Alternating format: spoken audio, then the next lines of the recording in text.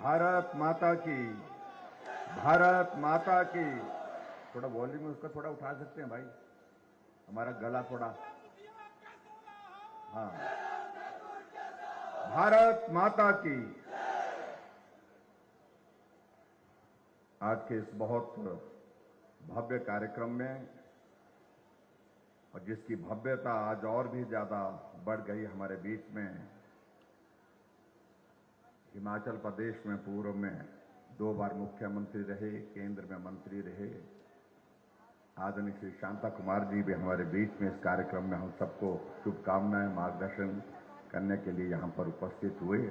मैं आप सबकी ओर से इनका अभिनंदन करता हूं, स्वागत करता हूं, बहुत बहुत धन्यवाद करता हूं। हमारे बीच में आज के इस कार्यक्रम में माननीय विधायक श्री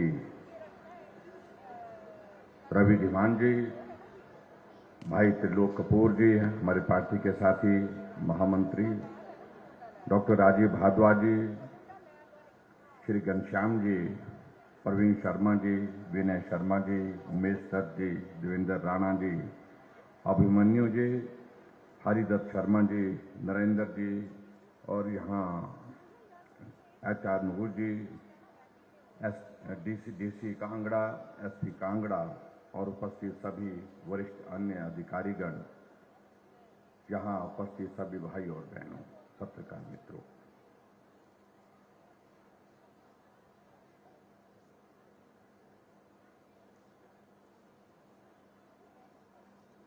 आज फिर से आप सबके बीच में यहाँ पालमपुर में आना हुआ है। ये पालमपुर विधानसभा क्षेत्र राजनीतिक दृष्टि से भी अपना एक अलग महत्व रखता है, अपनी सुंदरता के लिए भी एक अलग पहचान रखता है।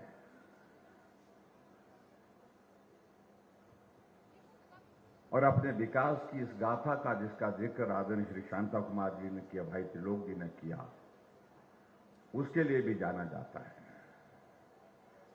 आप बड़ी संख्या में आज के इस कार्यक्रम में यहां पहुंच करके इस कार्यक्रम को सफल बनाने के लिए यहां आए हैं। मैं आप सबका हिमाचल प्रदेश सरकार की ओर से अभिनंदन करता हूं, स्वागत करता हूं, आपका आभार व्यक्त करता हूं। हमारे लिए प्रसन्नता का विषय यह भी है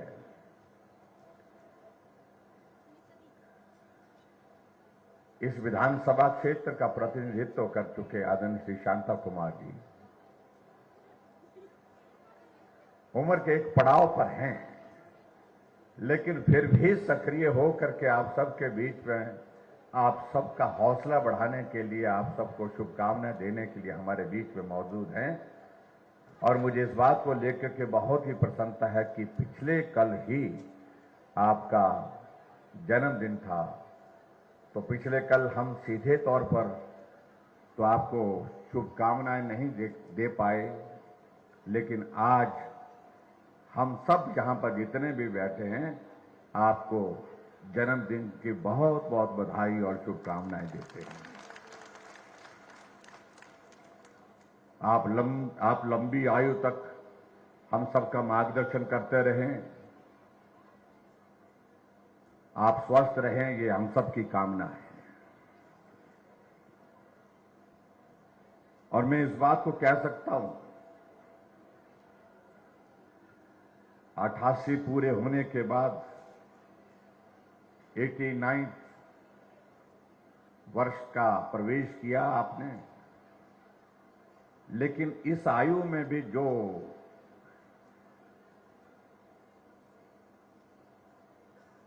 आपके चेहरे में जो रौनक है, जो आपकी अंदर जो ऊर्जा है, ये बहुत कम लोगों को देखने को मिलती है, बहुत कम लोगों में देखने को मिलती है। इसके लिए भी मैं आपको बहुत बधाई देता हूं। आपने सारी चीजों को कायम रखा, एक जीवन जो नियमित रखा, व्यवस्थित रखा, ऐसे बहुत कम लोग होते हैं।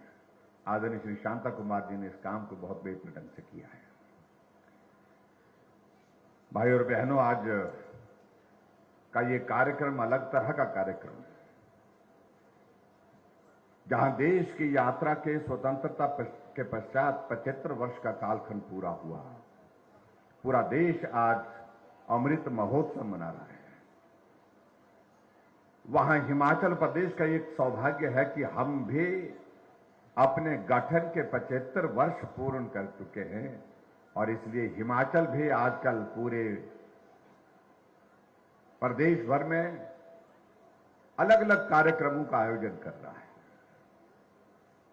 आदरणीय प्रधानमंत्री नरेंद्र मोदी जी का एक विजन है, काम करने का तरीका है और उन्होंने पूरे देश भर में अमृत महोत्सव के लिए कार्यक्रमों की एक रूपरेखा तय की और उस रूपरेखा के अंतर्गत भारत ने इस यात्रा में क्या सीखा, भारत ने इस यात्रा में क्या पाया, भारत ने इस यात्रा में क्या खोया, इन सारी तमाम बातों को लेकर के उन्होंने पूरे देश के नहीं पूरे विश्व के सामने भारत के इतिहास को फिर से एक बार जो है वो जीवित किया है, मन मस्तिष्क में सबके उसको जो है लाने का प्रयास किया है। अभी 15 अगस्त का कार्यक्रम था और 15 अगस्त के उस कार्यक्रम में मैं देख रहा था, उस कार्यक्रम की भी भव्यता हो, अलग तरह का कार्यक्रम हो, ये एक भाव था उनके मन में, उनके दिल में। उनका हर साल हम तिरंगा फहराते हैं, रस्म अदा करते हैं,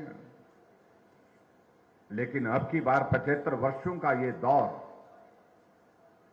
हमको अलग तरह से मनाना चाहिए और उन्हें देश के सभी लोगों से इस बात के लिए आह्वान किया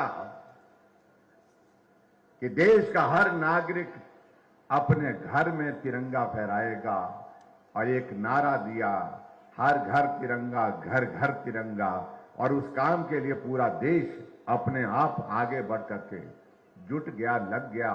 और आज में मैं देख रहा हूं हिमाचल प्रदेश में जब हम सड़कों से निकलते हैं, गुजरते हैं शहर के बीच में से, गांव के बीच में, छोटी छोटी चाय की दुकान, ढाबा है, रेस्टोरेंट है, किराने की दुकान है, लेकिन सामने तिरंगा झंडा लगा है। ये पहली बार पूरे देश भर में इस प्रकार का एक माहौल देखा, एक वातावरण देखा। हिमाचल प्रदेश की इस यात्रा के 75 वर्ष का यह दौर पूरा होने पर हमने भी सोचा था कि बहुत सारे कार्यक्रमों का आयोजन करें, लेकिन वह संभव इसलिए नहीं हो पाया क्योंकि हम चुनाव के बहुत करीब आ गए। फिर वो विचार करने के बाद जो बहुत सारे कार्यक्रमों की श्रृंखला हमने बना करके तैयार की थी, उसमें से क्या किया जा सकता है, तो सब साथियों के साथ चर्चा करने के बाद एक निर्णय हुआ कि हिमाचल की इस यात्रा में हिमाचल के सभी भाई बहनों का एक बहुत बड़ा योगदान रहा है। एक मजदूरी करने वाले मजदूर का योगदान रहा है, एक किसान का अपना योगदान रहा, एक बागवान का अपना योगदान रहा, एक कर्मचारी का अपना योगदान रहा, एक अधिकारी का अपना योगदान रहा है, एक नौजवान का अपना योगदान रहा, एक बुजुर्ग का अपना योगदान रहा है, सभी माताओं बहनों का अपना योगदान रहा है। इसलिए पूरे प्रदेश भर में कम से कम उस योगदान के लिए उनको बधाई देनी चाहिए, उनका धन्यवाद करना चाहिए। और आने वाले समय की इस यात्रा जो हमारे जो आगे की है, जो हमारे भविष्य को और उज्जवल बनाएगी हिमाचल प्रदेश में, उस यात्रा के लिए उनका आशीर्वाद लेकर के हमको अपनी बात कहने के लिए निकलना चाहिए। इसलिए भाई और बहनों, आज आपके पालमपुर में इसी काम के लिए आया हो। आप सबका भी अभिनंदन करता हूं, आप सबका भी बहुत बहुत धन्यवाद करता हूं। हिमाचल की इस यात्रा में आप सब लोगों का कदम से कदम मिला करके सहयोग रहा है, समर्थन रहा है, तब जाकर के हम यहां पहुंचे। हमारे आने से पहले आपने यहां पर देखा होगा कि हमने एक डॉक्यूमेंट्री बनाई है और उस डॉक्यूमेंट्री में आज से पहले जो हिमाचल प्रदेश का जो नेतृत्व रहा है, उस नेतृत्व का भी उसमें जिक्र है। चाहे हिमाचल प्रदेश के निर्माता के नाते डॉक्टर यशवंत सिंह परमार जी का जिक्र करें, चाहे हिमाचल प्रदेश में मुख्यमंत्री के तौर पर ठाकुर रामलाल जी कुछ वक्त के लिए रहे, उनका जिक्र करें।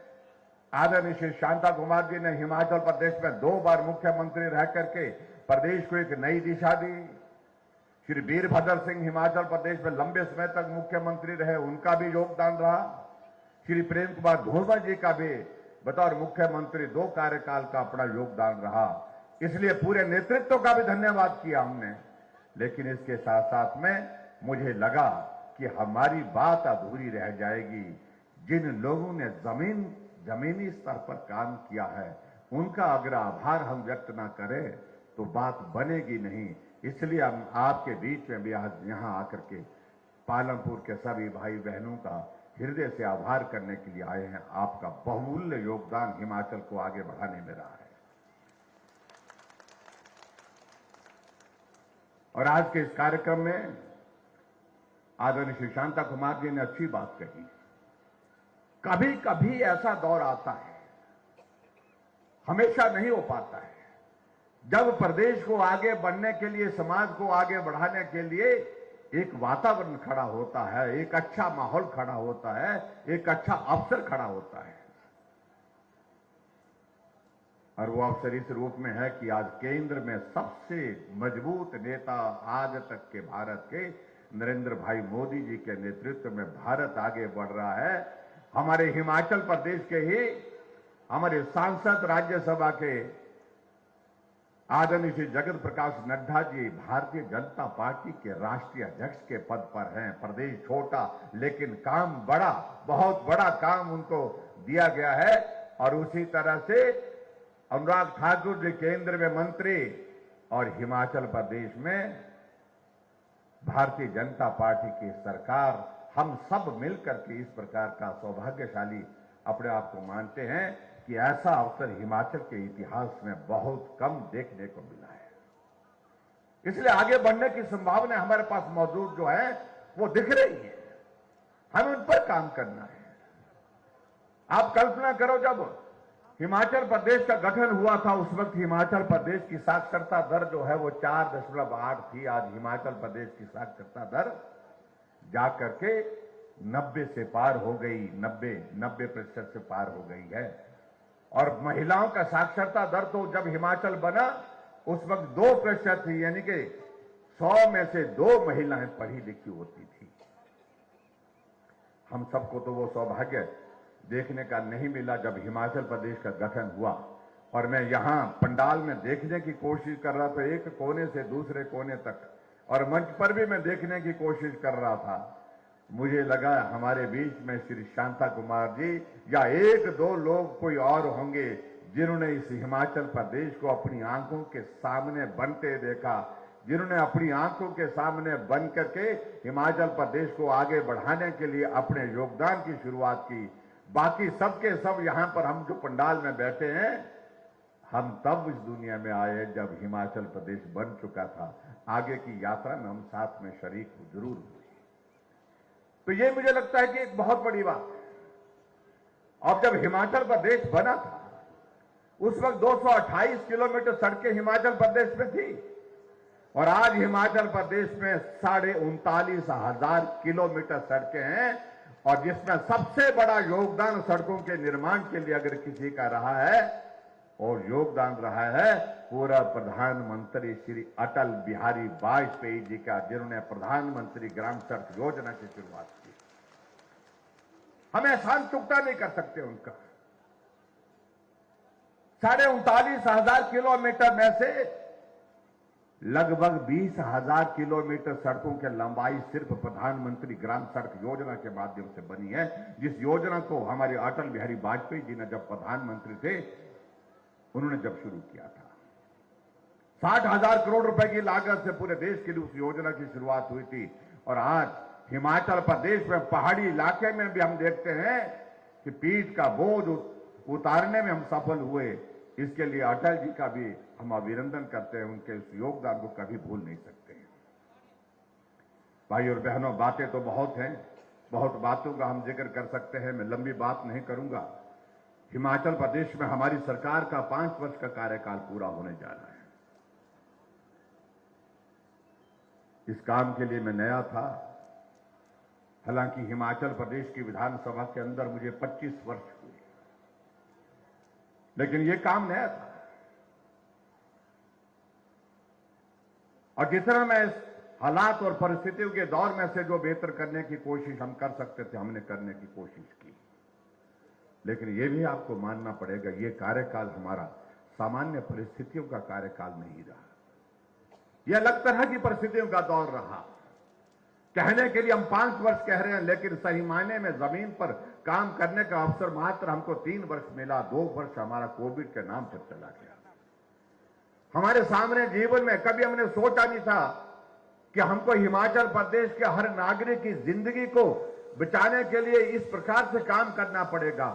लेकिन वो दौर आया जब काम एक जगह, आदमी की जिंदगी एक जगह, 2 में से एक चीज को चुनने की बात आती थी। हमने कहा पहले आदमी की जिंदगी हमारे लिए महत्वपूर्ण है, और इसलिए हमने कहा काम चलता रहेगा, आज नहीं होगा कल हो जाएगा, कल नहीं तो परसों हो जाएगा, लेकिन आदमी की जिंदगी सबसे कीमती है। इसलिए हमने कहा जीवन की रक्षा करना आदमी की, ये हमारी पहली प्राथमिकता है। हम जुट गए, डट गए और उस काम को हमने अंजाम दिया।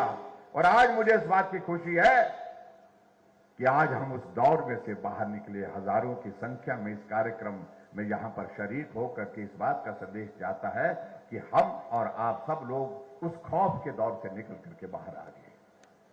और इसके लिए सबसे बड़ा अगर श्रेय जाता है, आपका श्रेय तो जाता, आपको तो जाता ही है, लेकिन हमारे देश के यशस्वी प्रधानमंत्री नरेंद्र मोदी जी को जाता है, जिन्होंने हौसला दिया, हिम्मत दी कि आप डरिए मत, हम इस दौर से बाहर निकलेंगे।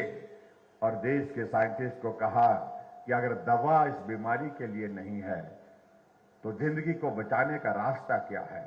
तो उन्होंने कहा कि जिंदगी को बचाने का रास्ता एकमात्र है कि वैक्सीन बनानी पड़ेगी। तो उन्होंने कहा तो देर किस बात की, आप जल्दी करिए, जितना जल्दी कर सकते हैं करिए, और जो सहयोग की आवश्यकता सरकार की ओर से है वो सहयोग हम देने के लिए तैयार हैं। साइंटिस्ट रात दिन जुट गए और उसके पश्चात वैक्सीन बन करके तैयार हुई। आज हम यहां पर बैठे हैं, वैक्सीन की 1 डोज नहीं 2 डोज लगाने के बाद यहां पर आनंद के साथ इस कार्यक्रम का हिस्सा बने। और मैं आप सबको बधाई देना चाह रहा हूं कि जब हिमाचल प्रदेश में हमने वैक्सीन के उस अभियान को शुरू किया तो हिमाचल पहली डोज में भी पहले नंबर पर और दूसरी डोज में भी पहले नंबर पर रहा। उसके लिए मैं आप सबको बहुत बहुत बधाई देता हूं।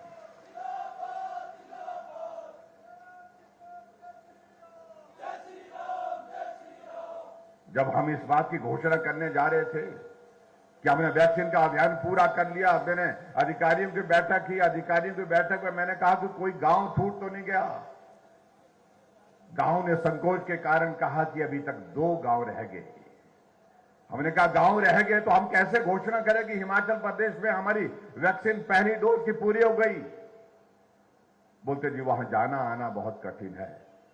तो हमने कहा कौन कौन से गांव, तो एक गांव आपका कांगड़ा जिला का ही बड़ा बंगाल रह गया था, और दूसरा गांव कुल्लू जिला का मलाना रह गया था। हमने कहा तो वहां जाने आने का इंतजाम करते हैं। हमने डिप्टी कमिश्नर से बात की और उन्होंने पूरी हेल्थ की, हमारी डॉक्टर की और सारी नर्सेस की टीम को तैयार किया। हमने कहा जितने भी लोग वहां पर बड़ा बंगाल में है, हेलीकॉप्टर में दवाई डालो, वैक्सीन डालो और जा करके वहीं उनकी वैक्सीन करके आइए। इन्होंने यहां से जा करके बड़ा बंगाल में उतर करके सभी को बुलाया और लगभग 150 से ज्यादा लोग जो वहां पर थे सबको वैक्सीन करके वहां से वापिस आए। और दूसरा गांव मैंने कहा वो तो मलाना, वो तो वहां तो देवता अनुमति नहीं देता। एक मलाना गांव आपको मालूम है, कुल्लू जिला का ऐसा गांव है, वहां एक देवता है जगदम्नी ऋषि। जगदम्नी ऋषि की इजाजत के बिना वहां पर कुछ हो ही नहीं सकता है। हमने डीसी कुल्लू को कहा, हमने कहा आप जाइए, टीम साथ में ले जाइए, देवता से हमारी ओर से प्रार्थना करिए कि जो कुछ भी हम कर रहे हैं आपकी प्रजा के भले के लिए कर रहे हैं, उनके जीवन की रक्षा के लिए कर रहे हैं। देवता मना नहीं करेगा। आप जाकर के एक बार देखिए, सारा प्रशासन पैदल जाकर के मलाना के गांव में पहुंचा और मलाना के गांव में देवता के वहां पर उनका आशीर्वाद लेकर के उनसे इस बात के लिए निवेदन किया कि हम आपकी ही प्रजा की रक्षा करने के लिए यहां पर उपस्थित हैं। आप आशीर्वाद दीजिए, आप अनुमति दीजिए हम चाहते हैं कि इस वैक्सीन के अभियान में ये मलाना का गांव भी हम पूरा करें। देवता ने अनुमति दी, 2600 लोग वहां पर मलाना के गांव में जिनको वैक्सीन नहीं लगी थी, वही टीम जाकर के वैक्सीन गांव में लगा करके आई। इस प्रकार से इस अभियान को पूरा किया जो कोई सोच नहीं सकते थे हम। लेकिन फिर भी भाई और बहनों, इतनी कठिन परिस्थिति में दूसरा काम हिमाचल के विकास का था हमारे सामने, और उसके लिए भी हमने कहा कि ये काम भी रुकना नहीं चाहिए। और हिमाचल प्रदेश में हर क्षेत्र में डेवलपमेंट, हर क्षेत्र में विकास। अगर आज मैं आपके पालमपुर विधानसभा क्षेत्र में भी आया हूं, यहां 15 उद्घाटन की पट्टिकाएं सामने लगी हैं और 2 शिलान्यास की लगी है। कुल 17 उद्घाटन और शिलान्यास यहां पर हुए हैं, और 42 करोड़ रुपए के उद्घाटन और शिलान्यास आज के दिन यहां पर एक स्थान पर एक समय पर हुए।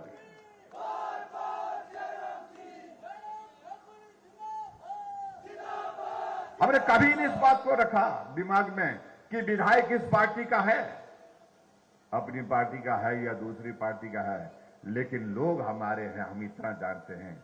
जनता हमारी है, प्रदेश की है, इसलिए इस क्षेत्र की जरूरत को पूरा करना ये हमारी प्राथमिकता थी। इस प्राथमिकता के साथ हमने काम करने की कोशिश की और डट करके काम किया।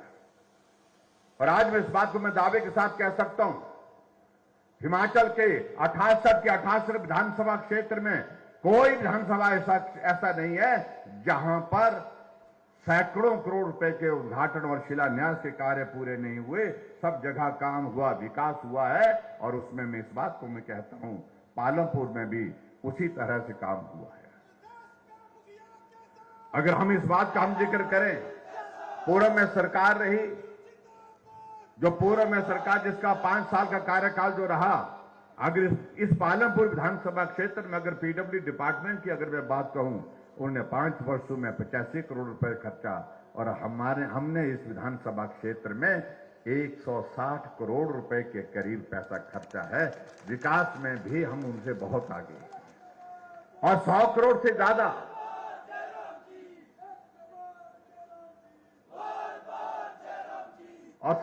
से ज्यादा जो है वो आईपीएच में, जो हमारा जल शक्ति मंत्रालय है, उसमें जो हमने इस क्षेत्र के विकास के लिए पैसा खर्च किया है।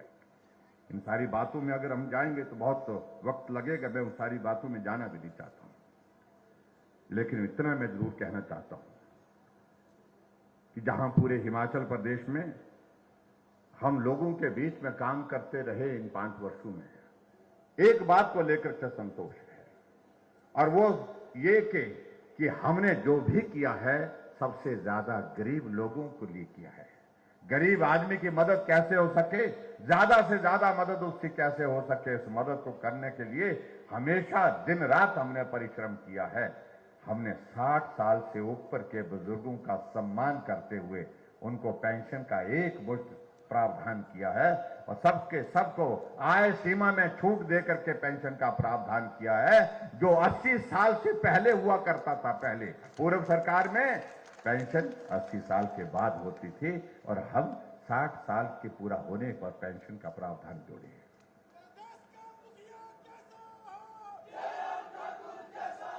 और वो लोग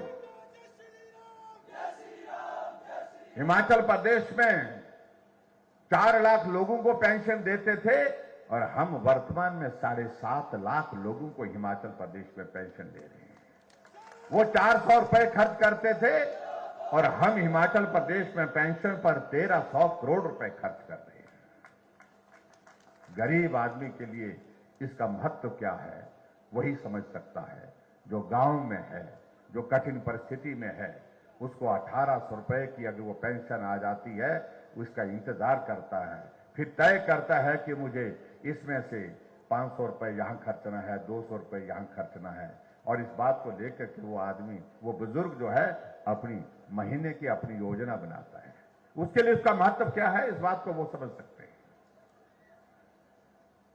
या माताएं बहनें बैठी हैं, आदरणीय प्रधानमंत्री जी ने उज्ज्वला योजना की, गैस की योजना पूरे देश भर के लिए चलाई। बहुत जगह गैस के चूल्हे पहुंच गए। एक जगह में कार्यक्रम में गया था, 2 महिलाएं आई, हाथ में एप्लीकेशन लेकर के कहने लगी, हमें भी गैस का चूल्हा चाहिए। हमने कहा गैस का चूल्हा तो मिल ही रहा है, सबको मिल रहा है। उन्होंने कहा हमको नहीं दे रहे हैं। अब गांव की महिला तो गांव की, उसको मालूम लगा, उसको लगा कि भाई हमको मिलना चाहिए था लेकिन ये अफसर नहीं दे रहे हैं आपके। और एक जगह तो आगे बढ़ करके उसने कह दी, जिस भाषा में कहते हैं ना, जो होता है गुस्सा में जो कोई आदमी कहता है, बोलता है तुम्हारे चमचे नहीं दे रहे। मैं एकदम स्तब्ध रह गया। मैंने कहा कि ऐसा क्या हुआ। मैंने महिलाओं को बुलाया, उनकी बात सुनी, अधिकारियों को मैंने पूछा, मैंने कहा इनको गैस का चूल्हा क्यों नहीं मिला। तो उन्होंने कहा, पता किया, सारा उनकी जानकारी हासिल की। फिर थोड़ी देर बाद उन्होंने कहा कि इनके लिए गैस का चूल्हा हम नहीं दे सकते हैं क्योंकि ये उज्ज्वला योजना के इस क्राइटेरिया में नहीं आते हैं, तो इसलिए इनको गैस का चूल्हा नहीं दे सकते। मैंने कहा अगर देना हो तो क्या करना पड़ेगा। बोलते कि प्रावधान नहीं है। मैंने कहा प्रावधान करना हो तो क्या करना पड़ेगा, कि बड़ा मुश्किल है। हमने कहा मुश्किल है लेकिन तो भी करना हो तो क्या करना पड़ेगा। कहा कि इनके लिए हमको प्रदेश की अपनी योजना बनानी पड़ेगी। हमने कहा अपनी योजना बनाने के लिए बैठिए। मैंने अधिकारियों को बुलाया और उसके बाद 3 दिन के बाद बैठक रखी। हमने कहा योजना बना करके रखिए, तैयार करिए। मैं हिमाचल प्रदेश के गरीब से गरीब के घर में भी गैस का चूल्हा पहुंचाना चाहता हूं। किसी गरीब को यह मलाल न रहे कि मेरे पड़ोस में गैस का चूल्हा आ गया लेकिन मेरे घर में नहीं आया। कोई मां, कोई बहन इस बात को लेकर के हीन भावना के साथ अपना जीवन ना बसर करे। इसलिए हमने तय किया हिमाचल में हर घर में गैस का चूल्हा, और 3,35,000 गैस के चूल्हे हमने हिमाचल प्रदेश में हर घर में पहुंचाए। एक भी परिवार हमने नहीं छोड़ा। जो लंबे समय तक सत्ता में रहे कांग्रेस पार्टी के हमारे नेता, उन्हें वो गरीब ना तो दिखाई दिए, ना उन गरीब की पुकार सुनाई। हिमाचल प्रदेश में गरीब लोगों का इलाज कैसे होगा, कोई योजना नहीं थी। श्री विपिन परमार जी है, स्वास्थ्य मंत्री थे, मैंने उनके साथ चर्चा की। मैंने कहा भाई गरीब आदमी बीमार हो जाए उसके लिए सोचो कुछ। उन्होंने कहा सोचना तो है लेकिन अधिकारी कह रहे हैं कि बहुत मुश्किल है, उसके बहुत पैसा खर्च होगा। और एक बार अधिकारियों ने कहा कि एक बार जब शुरू कर देंगे फिर रुकेगा नहीं। हमने कहा रुके ना रुके, लेकिन उसके बावजूद पैसा कम लगे ज्यादा लगे, लेकिन आदमी की जिंदगी से महत्वपूर्ण कोई चीज नहीं है। इसलिए हमने कहा कि शुरू करनी चाहिए योजना। आयुष्मान भारत पूरे देश के लिए शुरू हुई आदरणीय प्रधानमंत्री जी के आशीर्वाद से।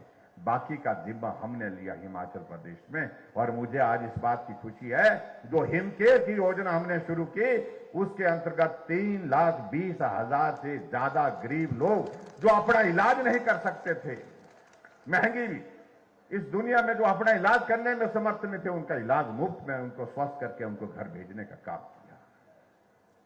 काम मुश्किल था लेकिन किया। गरीब लोगों के करीब रह करके हमने इस पीड़ा को, क्योंकि हमने अपनी जिंदगी का बहुत बड़ा हिस्सा उस दौर में से गुजारा है, हमने इस बात को देखा।